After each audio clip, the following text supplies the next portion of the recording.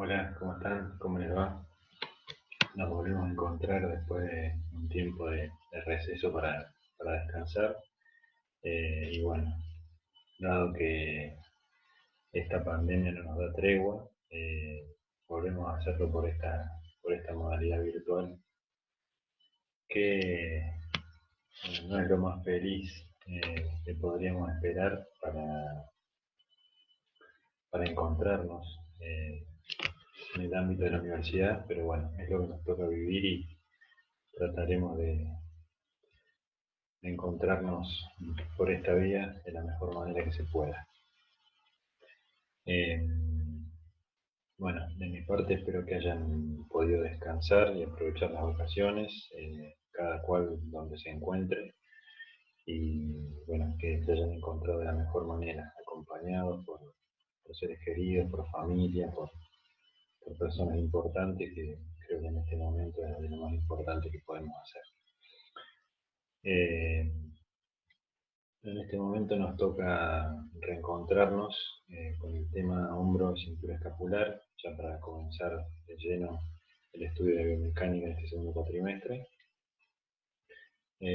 Así que vamos a ver algunas pautas introductorias en esta clase y vamos a dejar el análisis en profundidad de los detalles más específicos para la semana que viene. Sí, este va a ser el cronograma de presentación de los contenidos. La clase de hoy es una clase meramente introductoria para presentar algunos conceptos fundamentales del tema y como para que vayan orientándose por dónde tienen que guiar el estudio y el abordaje del tema. Eh, yo voy a dejar junto con esta clase virtual una guía de estudio que también nos va a ayudar a guiarse en el abordaje de la bibliografía. Y la semana que viene vamos a concluir con una clase de cierre, también obviamente por esta modalidad, eh, que va a ser configurada, donde vamos a destacar algunos temas específicos que suelen ser los que mayor dificultad, si se quiere, por decirlo de alguna manera, presentan año a año para la comprensión y el aprendizaje. Pero me gustaría, sería muy oportuno que ustedes planteen por los medios habilitados todas las dudas que se les vayan presentando durante esta semana, para que yo pueda incluir alguna aclaración a esas dudas en las clases de la semana que viene. Voy a tratar de ser lo más breve posible en este video para no hacerlo demasiado extenso y que no se aburran. Bien, como objetivo general de toda esta serie de clases, vamos a decir que vamos a tratar de apreciar la importancia funcional que tiene el complejo cintura escapular y hombro en el comportamiento biomecánico de todo el miembro superior.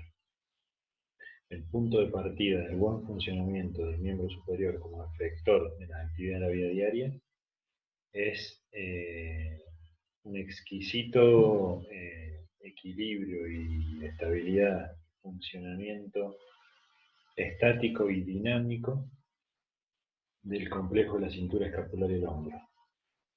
La cintura escapular y el hombro son los que le posibilitan al miembro superior llegar a un amplio rango del espacio que nos rodea, incluido el propio cuerpo. O sea, podemos abordar amplias áreas de nuestro cuerpo gracias a la gran movilidad que tiene este complejo articular, y que para su correcto funcionamiento necesita de una exquisita coordinación de elementos. Y bueno, obviamente la idea de cualquier clase en estos tiempos, en la universidad, donde la información está tan accesible, es más que nada resaltar los puntos centrales del tema, lo que nosotros consideramos de la asignatura, lo que es central en el tema, en función de nuestra experiencia como docentes y nuestra experiencia en la clínica, rehabilitando, en este caso, patologías o situaciones patológicas que incluyen a la cintura escapular y el complejo del hombro en su cuadro clínico.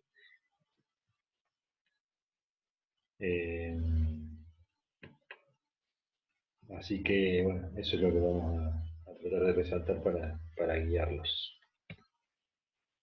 No tiene mucho sentido que abordemos punto por punto de la bibliografía y del programa aquí en clase, porque bien lo pueden abordar ustedes, a la mayoría de ellos, en la bibliografía mencionada, donde están ampliamente detallados y de una manera muy accesible, muy didáctica, en las dos bibliografías que pueden consultar principalmente para este tema. Yo les recomiendo que son el libro de Donald Newman, Cinesiología del Sistema Musculoesquelético, y la bibliografía de Capangi. Bueno, algunos detalles específicos: analizar aportes biomecánicos de la cintura escapular miembro superior en su conjunto, lo que tiene que ver con estabilidad tanto de la escápula y de la clavícula sobre el tórax, como de la articulación glenohumeral. Recuerden la definición que tomamos de estabilidad cuando abordamos columna cervical. También es válida para cualquier articulación, por lo cual este complejo de articulaciones, aquí no analizamos una sola articulación, sino un complejo, valga la redundancia, muy complejo conjunto de articulaciones. También aplica la definición de estabilidad que habíamos utilizado en aquel momento, que incluye un control de la alineación articular en cualquier posición y a lo largo de todo el rango de movimiento de la articulación, ¿sí? Cuando hablamos de estabilidad no hablamos de una cuestión estática, sino que también en la dinámica. Durante el movimiento debemos pensar en el concepto de estabilidad. También vamos a tratar de apreciar relaciones muy importantes para que la cintura escapular funcione correctamente. También es muy importante que las estructuras que le dan sustento estén en buenas condiciones. En este caso vamos a hablar principalmente del tronco, si bien no es la única estructura que está relacionada con la cintura escapular. Y bueno, y algunas particularidades de funcionamiento, como lo que es el plano escapular, la posición funcional superior, y la importancia de la ubicación de la escápula para la estabilidad glenohumeral.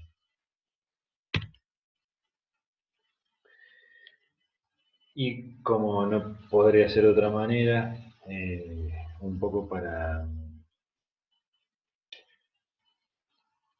porque es la finalidad en general, en definitiva, de nuestra carrera. Si bien estamos atravesando el ciclo básico de la carrera, si se quiere, en segundo año, y biomecánica es una asignatura considerada básica, la cual no incluye el abordaje en profundidad de patologías, pero bueno, es importante que no dejemos de resaltar que la biomecánica es un fundamento imprescindible para sustentar toda la práctica clínica, la evaluación y el tratamiento de pacientes con disfunciones de este complejo articular, ya sea dolor, inestabilidad, etcétera, etcétera, ¿sí? Patología degenerativa, etcétera, etcétera. Y hay muchas áreas de especialización, si se quiere, de nuestra profesión, en las que nos vamos a encontrar con disfunciones de este complejo articular. Dentro de ellas traumatología, la deportología como área de aplicación muy específica, la osteopatía como miembro de toda la gama de terapias manuales que existen para el tratamiento de problemas del sistema musculoesquelético. También tiene una gran injerencia sobre la biomecánica del hombro y en el restablecimiento, entre otras cosas, de los micromovimientos o de la artrocinemática normal de este complejo articular, de todas sus articulaciones. Todas las articulaciones forman parte del conjunto, no solamente la articulación numeral. Y en el área de la neurorehabilitación también es un problema muy ubicuo, la inestabilidad o la pérdida de coaptación normal, sobre todo la articulación glenohumeral, dada por la pérdida de la alineación de la escápula por las alteraciones en el tono muscular. Esto es muy común principalmente en la patología de ACV. Así que un poco como para resaltar la importancia del estudio de la biomecánica en nuestro futuro profesional, y motivar un poco más a un estudio profundo, detallado y crítico de la temática. Siempre es muy importante mantener un espíritu crítico de lo que uno aprende. Bien, a modo de introducción vamos a destacar algunas características particulares e importantes de la cintura escapular. Bueno, como ya veníamos diciendo, es un complejo articular de movimiento complejos. El movimiento es muy complejo porque en todos los movimientos participan todas las articulaciones del conjunto, ya sea para aportar rango de movimiento o para aportar estabilidad. Entonces, lo que implica cada articulación particular, teniendo en cuenta superficies articulares y músculos que corresponden a cada una, en cualquier movimiento del miembro superior que realicemos, vamos a tener que pensar que se implica en todo el conjunto articular. Ya vamos a ver cuáles son las articulaciones que forman parte del sistema. Tiene gran importancia funcional por la importancia y papel fundamental que tiene el miembro superior en las actividades de la vida diaria. Piensen en alguna actividad de su vida diaria que hayan hecho el día de hoy, aunque sea que se acaben de despertar o que estén terminando el día, que no hayan hecho con sus manos, o que hayan realizado sin incluir el uso de las manos. Hasta para la comunicación verbal, uno utiliza las manos para complementar la comunicación, ¿sí? Entonces el miembro superior es de una importancia funcional destacada. La función por definición, la función de cualquier cintura es articular un miembro al tronco, en este caso el miembro superior.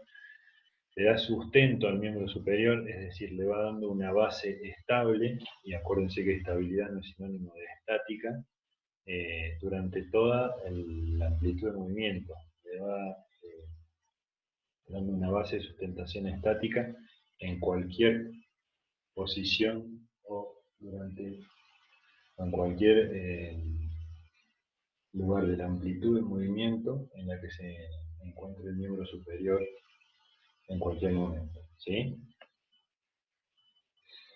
Para realizar acciones tan complejas como la figura esta, ¿sí? Necesito que la escápula le dé al húmero una gran sustentabilidad de base, ¿sí? Si no, es imposible que la articulación glenohumeral por sí misma pueda lograr esta proeza, esa amplitud de movimiento cargando tanto peso. O esta otra, ¿sí? Que es un movimiento muy común en la vida diaria de quienes utilizan corpiño, y quienes lo utilizan obviamente están familiarizados con este movimiento, que es uno de los movimientos que más se condiciona ante el más mínimo problema que haya en la articulación, sobre todo glenohumeral. Problema de dolor principalmente, enseguida condiciona este tipo de movimientos, por la complejidad que requiere, por la exquisitez en el equilibrio de las estructuras que se requiere para que la articulación glenohumeral como parte del conjunto funcione correctamente. Esto tiene que ver con su anatomía. Ahora vamos a ver algunas características. Bueno, vamos a encontrar complejas relaciones entre estabilidad y movilidad, ¿sí? Siempre la estabilidad va a acompañar a la movilidad. Cuando estemos analizando la movilidad de una articulación particular, si bien esta movilidad tiene en sí misma que asegurar estabilidad dinámica, las articulaciones que dan sustento, el resto de las articulaciones del grupo, se van a encontrar estables o se van a tener que encontrar estables estáticamente. Y como habíamos dicho antes, todas las articulaciones y sus músculos participan de cada movimiento que haga el complejo. Bien, esto es lo que decíamos, esta es la función principal de la cintura escapular y el hombro, ¿sí?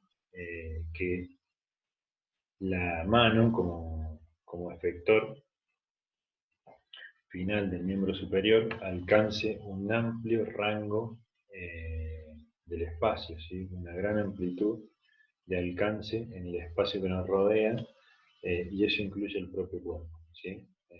Abordar, bueno, literalmente toda la superficie de nuestro cuerpo eh, responde en parte gracias a la movilidad de la cintura escapular. Bien, ¿cómo armamos todo el sistema? ¿Qué planos y ejes de movimiento vamos a encontrar? ¿Y cómo se estabiliza esto?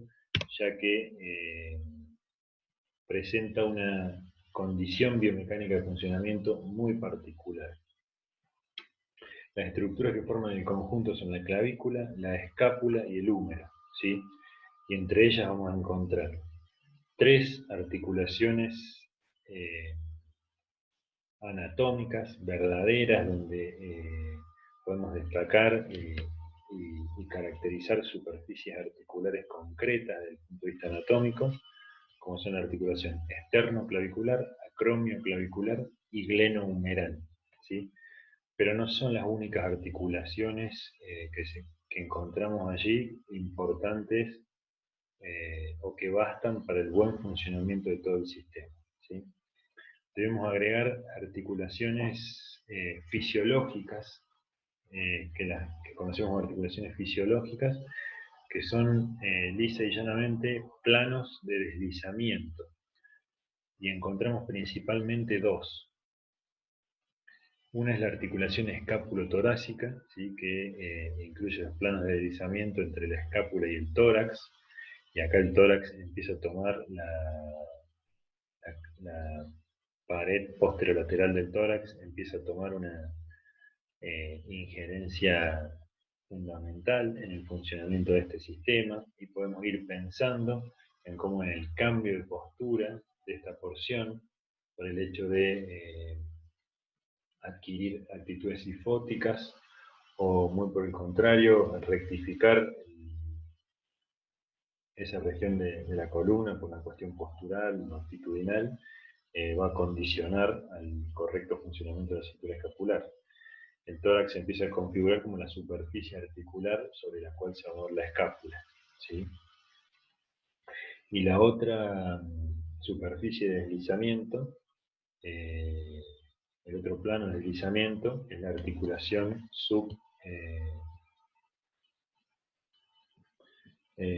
subdeltoidea, ¿sí?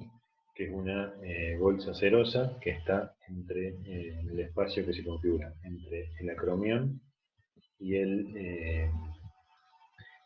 este caso vamos a ver el húmero, pero también está interpuesta entre ella el tendón de inserción del músculo supraespinoso. Muy importante es la presencia de ese elemento anatómico allí para que durante los movimientos, principalmente de abducción, no se produzca fricción en esta zona. Cuando la cabeza del húmero en parte ascienda muy levemente, si bien no es lo único que facilita el movimiento, también necesito, por las características anatómicas de esta articulación, un comportamiento artrocinemático muy aceitado. Bien. ¿Dónde se encuentra o dónde deberíamos encontrar la escápula para considerar que su posición es normal? ¿Sí? Esto es muy importante, ¿sí? Es casi el DNI de la escápula, ¿sí? ¿Cuál es la posición normal de la escápula sobre la parrilla costal, sobre la pared posterior de la parrilla costal? Bueno, la escápula ocupa el espacio entre la apófisis espinosa de D2 hasta la apófisis espinosa de D7, ¿sí? El ángulo inferior de la escápula debe estar a la misma altura que la apófisis espinosa de D7. Es muy importante porque son las referencias anatómicas más constantes a la hora de caracterizar o de evaluar la posición de la escápula en la clínica, ¿sí? Piensen que el resto de las estructuras no son tan constantes en su posición como las vértebras. Entonces, la referencia vertebral de la posición de la escápula es como lo más fidedigno, por eso es que se describe así, ¿sí? Esto es de esta figura de Capanghi. Capanghi nos dice que el ángulo inferior está aproximadamente a 7 centímetros de la apófisis espinosa de D7 y a la altura de la espina está entre 5 y 6 centímetros, o sea que el borde vertebral de la escápula es prácticamente paralelo a la columna, ¿sí? Tiene una divergencia muy suave. La raíz de la espina de la escápula está a la altura de dorsal 3. La posición de la escápula configurada así va a predisponer a que la glena se oriente de cierta forma que va a asegurar el mecanismo de estabilidad de la articulación glenohumeral, ¿sí? Por eso es muy importante saber muy bien cómo debe estar ubicado.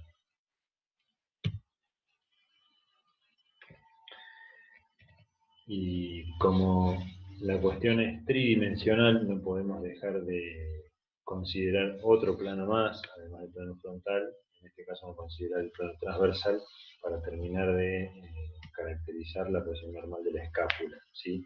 Y acá va a aparecer el concepto de plano escapular.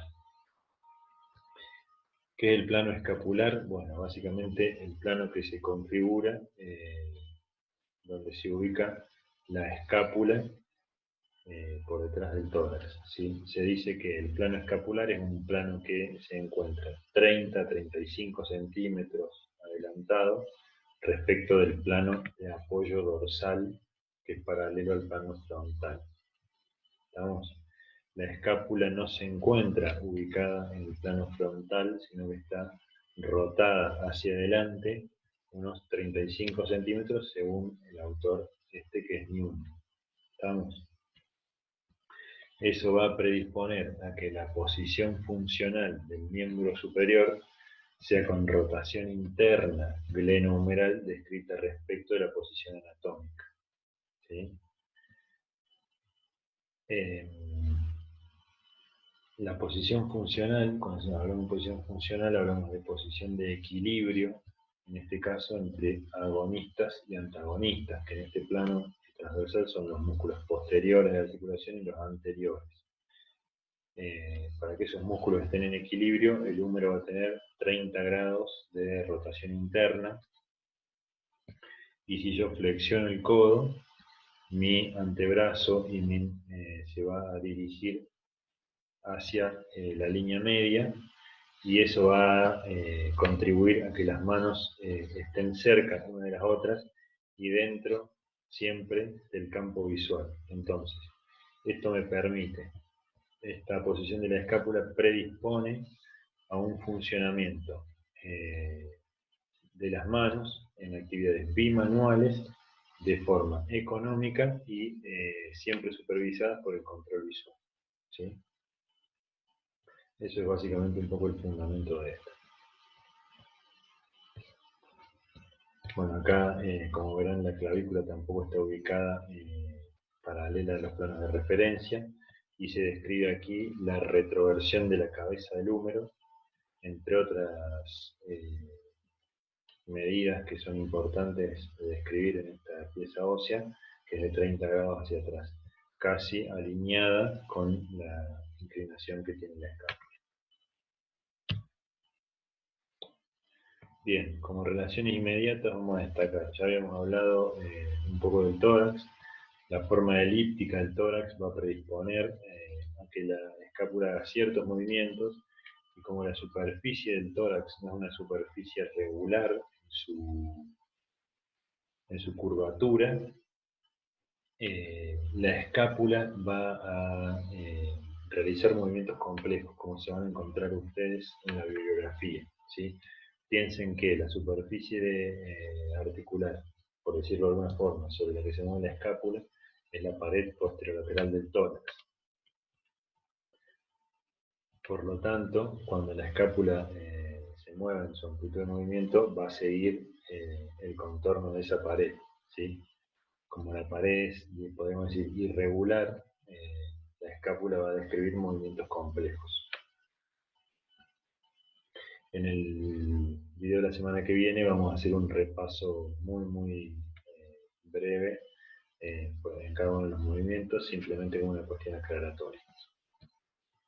La escápula también está relacionada eh, con la columna cervical y el cráneo, en este caso, por ejemplo, por la musculatura hioidea, ¿sí?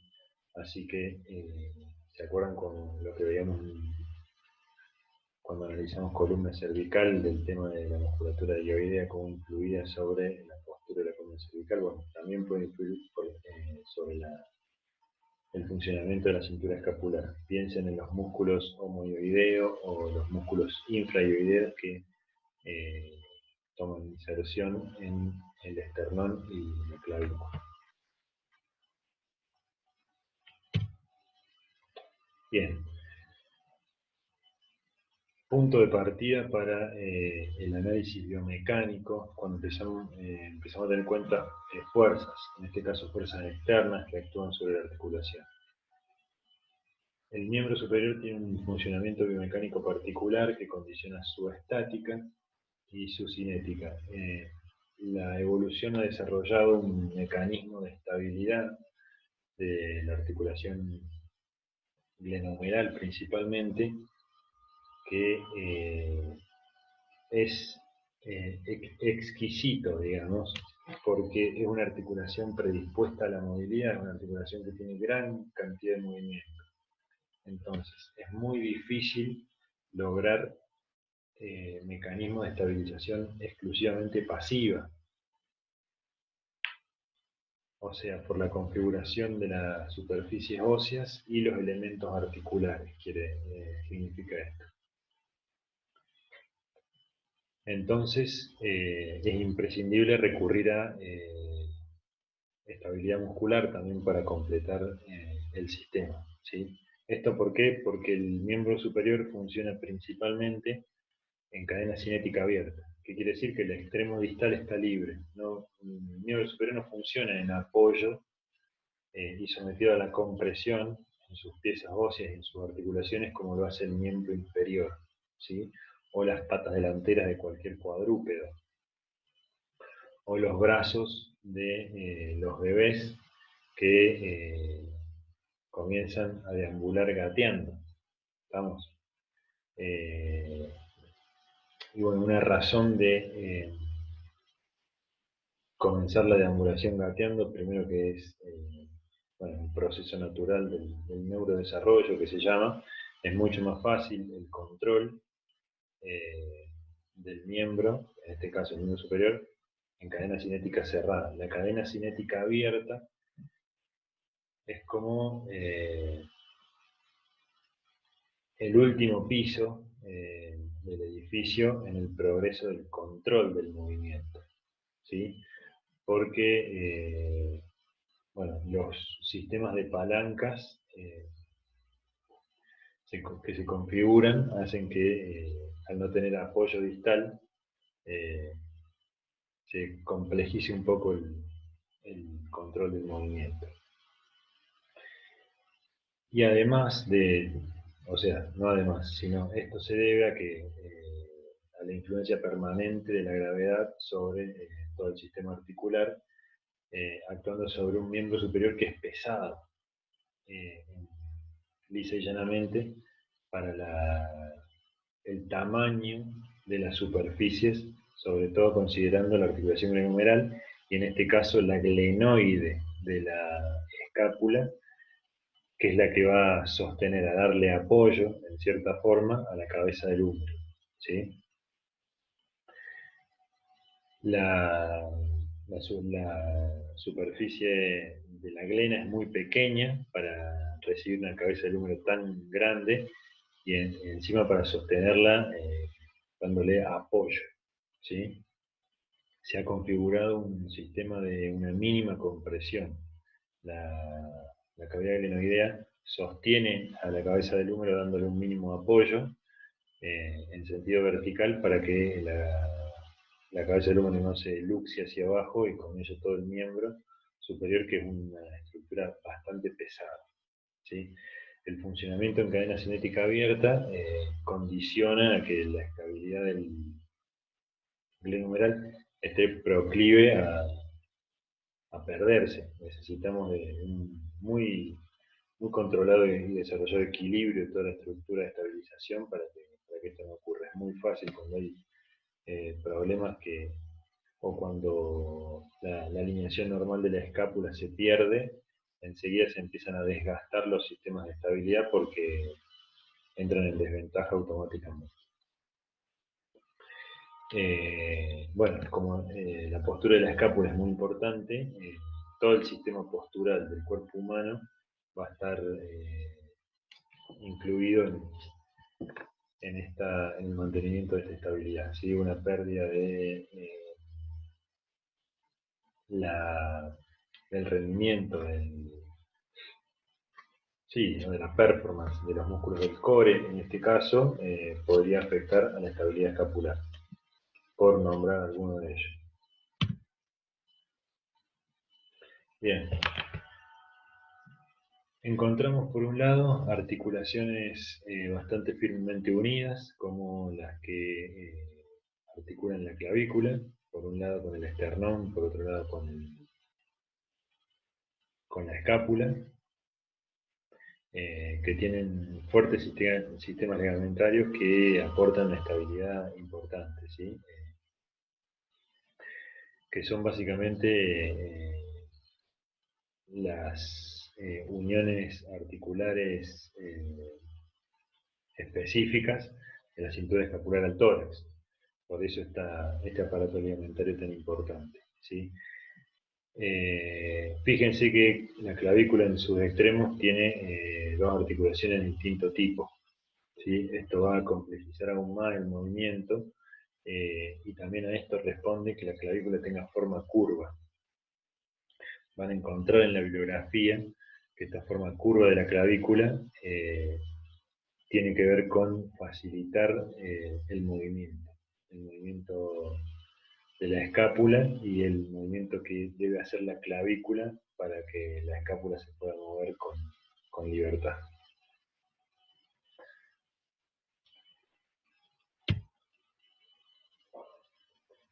Bien, como decíamos antes, cuestiones para destacar de la articulación glenohumeral. Muy importante el sistema ligamentario como estabilizador pasivo, únicamente cuando el miembro superior cuelga al costado del cuerpo, que se suma esta estabilización o se agrega en realidad el factor principal de estabilidad o el punto de partida de la estabilidad glenohumeral, que es la orientación de la glenoide escapular en dirección superior. ¿Estamos? Para predisponer, para asegurar una estabilidad glenohumeral normal, fisiológica, es insoslayable el factor de inclinación superior que debe tener la glenoide de la escápula, ¿sí? Por esto se dice que la escápula tiene una leve rotación superior. Esto es para que la glenoide mire para arriba, ¿sí? Si no, se pierde este factor de apoyo mínimo que le da a la cabeza del húmero, ¿sí? Con esta posición de la glena, el ligamento coracohumeral, que en este caso estaría tenso, ¿sí? Participa de este sistema de estabilización vectorial que está descrito en esta figura, que tiene como resultante este vector de coaptación. ¿Está claro? Si tienen dudas con esto, transmítanlas y las aclaramos y vemos todos los medios para aclararlas, pero el punto de partida de la estabilidad glenohumeral, ¿cuál es? ¿Cuál es? Acabamos de decir, es la inclinación superior de la glenoide de la escápula, ¿sí? Si la glena no está inclinada superiormente, todo el resto del sistema de estabilidad entra en desventaja, y como son factores, como es tejido blando, todo el resto, tarde o temprano va a terminar por ceder ante la fuerza de gravedad que es constante. A esto se agrega el labrum, que aumenta la cantidad de superficie de contacto, el líquido sinovial, que aporta tensión superficial para sumar adherencia entre las superficies, y es muy importante. Bueno, la cápsula, los ligamentos, ¿sí? Y además el tejido muscular. ¿Estamos? Que simplemente, si estas condiciones se dan, están presentes, simplemente con el tono de base de la musculatura es suficiente para asegurar la estabilidad. Después habrá que variar esa tensión durante el movimiento para seguir asegurando la estabilidad, pero en reposo, con el miembro superior colgando al costado del cuerpo, con el tono de base de los estabilizadores, es suficiente. Y van a encontrar que los estabilizadores se clasifican en dos grupos: los hay transversales, para tener esta dirección, y los hay longitudinales. Bien. Y a partir de ahí, ¿qué movimientos podemos encontrar? En este caso está representada la glena humeral, pero en todo el sistema, ¿sí? Para cumplir con el requisito de dotar al miembro superior de gran amplitud de alcance en el espacio, necesito tener libertad en los tres planos espaciales. Y esto es así en el complejo cintura escapular hombro. El hombro tiene 3 grados de libertad, ¿sí? Es decir, se puede mover voluntariamente en el plano sagital, voluntariamente en el plano frontal y voluntariamente en el plano horizontal y transversal, que no son lo mismo, hay una sutil diferencia. En el caso del hombro, el plano sagital, frontal y horizontal son los planos de referencia que ustedes ven en la figura, ¿sí? Y en este caso, el plano transversal coincide con el plano horizontal porque el miembro superior se encuentra en posición anatómica. Sobre el plano transversal, nosotros realizamos la rotación interna y la rotación externa. Y como ustedes saben, la rotación interna y externa no solamente se la puede realizar en la posición anatómica, con el brazo colgando al costado del cuerpo, sino que también la puedo realizar, por ejemplo, en abducción. Observen. Si yo coloco mi brazo en abducción, puedo realizar rotación externa, ¿sí? Y rotación interna. ¿Me siguen? ¿Y ahí qué pasó? Esto se confunde con el plano sagital, pero yo estoy realizando rotación. El plano transversal se mueve con el húmero. ¿Estamos? El plano transversal, yo me tengo que imaginar un plano que corta la diáfisis humeral. En cambio, el resto de los planos están configurados perpendiculares a cada uno de estos ejes. En el plano horizontal realizamos principalmente la aducción horizontal, que es esto, y la abducción o extensión horizontal. ¿Estamos? Estos son planos más estables, más fijos, y el plano transversal se mueve con el humo. Es indispensable en las articulaciones que son raíces de los miembros tener 3 grados de libertad de movimiento, ¿sí?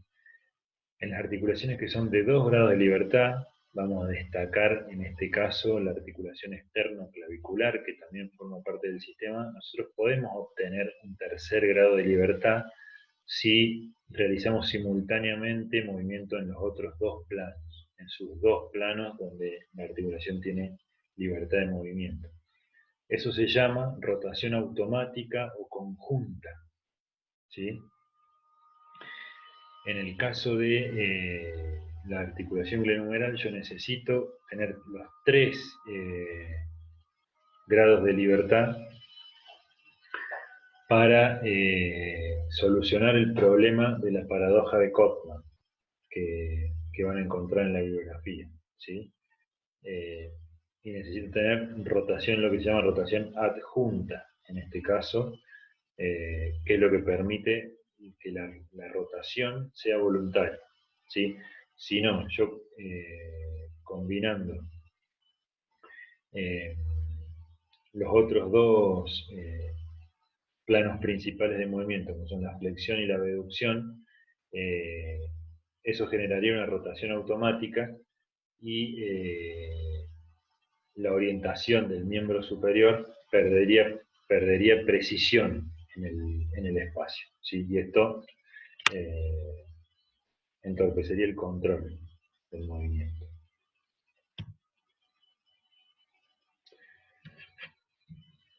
Bien. Solo por destacar algunos, y como dijimos antes, esto es una cuestión introductoria, vamos a introducirnos muy someramente en lo que es el sostén muscular, que en el caso de la escápula o del complejo escápula-clavícula es imprescindible, sí, es muy presente. Necesitamos exquisito equilibrio y actividad muscular en ciertas estructuras musculares particulares para preservar una correcta alineación de la escápula y con ello el buen funcionamiento de todo el sistema, ¿sí? Vamos a destacar acá el músculo trapecio como parte de los estabilizadores de la escápula, el romboides, que forma equipo con el serrato anterior para mantener la escápula adherida al tórax, y un estabilizador por excelencia de la escápula es el músculo serrato anterior, ¿sí? Es el padre nuestro de la estabilidad escapular. En la figura de abajo del sujeto de espaldas pueden ver que como del lado izquierdo hay una insuficiencia del serrato anterior que produce que cuando uno apoya los miembros superiores en la pared, la escápula se despegue del tórax, ¿sí? Una prueba clínica para detectar la debilidad o insuficiencia de este músculo. Eso predispone a graves problemas de sobrecarga, principalmente en la articulación glenohumeral, que es la más endeble en estos casos por su gran cantidad de movilidad.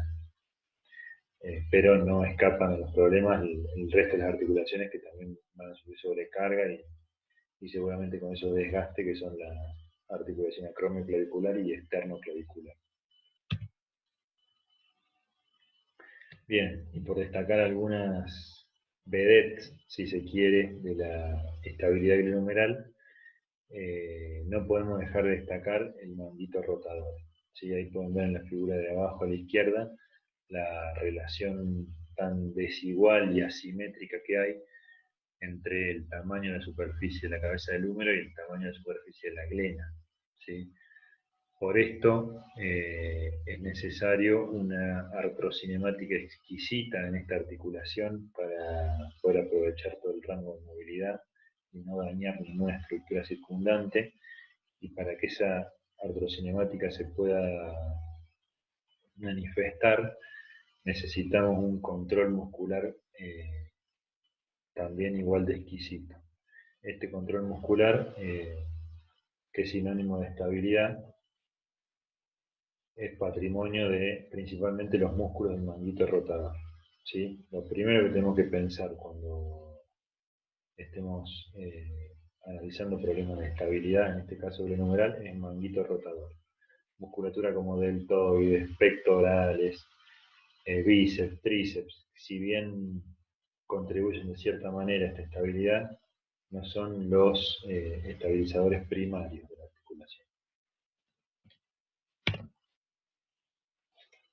Bueno, y como decíamos antes, para el normal funcionamiento de todo este sistema, no solamente la articulación glenohumeral, en la figura está la articulación glenohumeral, pero es simplemente para dar un ejemplo, tenemos dos requisitos biomecánicos fundamentales. Primero, que se pueda dar una cinemática normal.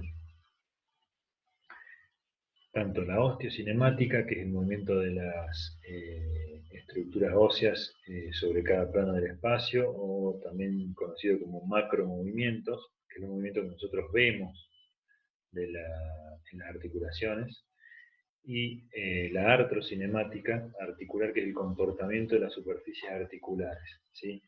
Que en este caso, en casos como la articulación del hombro, la articulación glenohumeral, son de una importancia crucial. Si no hay un correcto comportamiento artrocinemático, se reduce el movimiento de la articulación a un mínimo que es totalmente disfuncional, ¿sí? En el caso de la articulación glenohumeral, por la relación de concavidad y convexidad que hay entre sus superficies articulares, yo requiero un rodamiento en un sentido y deslizamiento en sentido contrario por parte de la superficie convexa, en este caso, que es la cabeza del húmero, para aprovechar toda la amplitud de movimiento que tiene la articulación, ¿sí? Para que esto se comporte de esta forma, los músculos estabilizadores, en este caso dinámicos, tienen que actuar justo a tiempo y en su justa medida, ¿sí? Esto representa la coordinación intermuscular, que básicamente son sinergias musculares. Siempre tenemos que pensar en el funcionamiento del hombro, que ningún músculo funciona aisladamente, ¿sí? Sino que forman cuplas de fuerza. Podemos destacar el deltoide del supraespinoso, podemos destacar el serrato anterior con la porción superior e inferior del trapecio, entre otros. ¿Estamos? Eso está perfectamente descrito, acabadamente descrito en la bibliografía, así que prefiero darles la oportunidad de que lo aborden, de que eh, desempeñen sus propias técnicas de estudio y de aprendizaje, y ante cualquier duda consulten, ¿sí? Esto es solamente para destacar. Bueno, por el momento esto es todo, ¿sí? Como introducción al tema. Espero que haya sido un pantallazo principalmente ameno y de ayuda para introducirlos en el abordaje de este tema, que más que complejo es un poco extenso por ahí y tiene mucho detalle anatómico, tal vez, porque hay muchas articulaciones de distinto tipo que funcionan de una forma compleja y nunca en planos de referencia. Pero bueno, no se angustien, que aunque no nos podamos ver personalmente, vamos a estar presentes, ¿sí? Para acompañarlos en esta empresa que puede ser bastante ardua. Así que no duden en consultar por las vías habilitadas, ya sea por el aula virtual o me mandan un mail y yo a la mayor brevedad posible voy a estar respondiendo. Y si los alcanzan a mandar antes de que termine de armar la clase de la semana que viene, puede incluir ahí las respuestas a algunas dudas que vaya recibiendo, ¿sí? Así que bueno, éxitos a estudiar y bueno, estamos para lo que necesitan. Muchas gracias.